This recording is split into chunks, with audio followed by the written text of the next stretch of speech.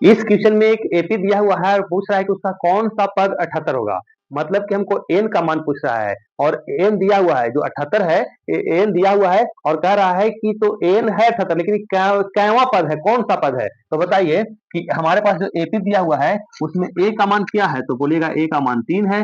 D का मान क्या है, तो बोलिएगा ए2 माइनस ए1 होता है डी का मान। तो ए2 का मान है 8 और ए1 का मान है 3, तो ए2 माइनस ए1 यानी कि डी का मान कितना गया 5। अब हमारे पास ए का मान और हमारे पास डी का मान निकल गया, तो हमको निकालना है एन का मान। और एन कितना दिया हुआ है, तो एन दिया हुआ है 78। देखिए यही दिया हुआ है एन, कह रहा है कौन सा पद 78 होगा।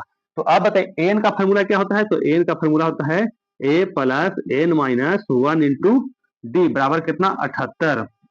ए का मान कितना है 3, तो यहाँ रख देंगे 3 प्लस एन का मान हमको मालूम नहीं है, यही तो निकालना है। डी का मान कितना है 5 बराबर 78।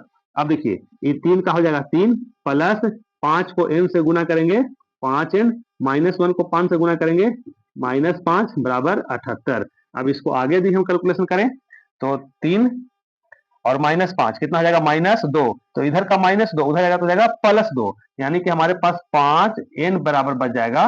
5n बराबर कितना बच जाएगा, तो 78 और प्लस कितना 2, ये 2 कहां से आया, इधर का -2 उधर जाएगा तो +2, इधर का -2 कहां से आया, तो 3 में से 5 जाएगा तो कितना बचेगा -2। तो ये हो जाएगा हमारे पास 5n बराबर 78 और 2 कितना होता है 80। 5 का से 80 क्या बार में 16 बार में, इसलिए n का मान कितना गया 16, यानी कि कैवा पद 78 होगा, तो 16वां पद 78 होगा।